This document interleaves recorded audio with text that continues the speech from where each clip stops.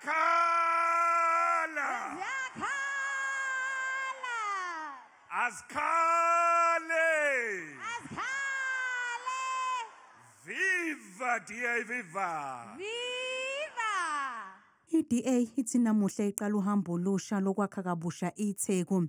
Ukuqoka uWilson kwesobumeya eThekwini isinyathelo sokuqala salolu hambo. In a journey to rescue and to rebuild the city that belongs to you, the people of eThekwini. For far too long, we've had a party that feels they can do what they like. Uyamazi amakhongolosi. Le amakhongolosi bashonile, bazongifihla ngoku we're going to bury them soon. Ukulungisa ingqalasizinda ikhona kumqoka nokuhlinzeka izakhamuzi ngesidingo onqangi.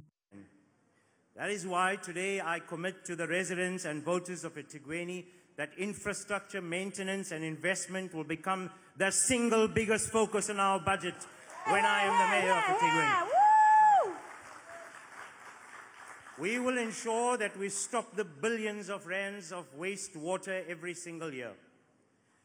And all that money that we save will go back into upgrading our water systems. We spend billions of rands of ratepayers' money in the city and have very little to show for it. There's sewage that runs down people's streets. When you open the taps, there's no water. Upelepele uvuka oqokweni ngombono kaMengameli Cyril Ramaphosa ngomasipala baphethwe i-DA kanye nokwasihlalo we-ANC uGwede Mantashe ngamakhansela e-ANC. Only the DA can govern effectively. You don't need to believe me. You don't need to believe the Auditor General. You don't need to believe Ratings Africa.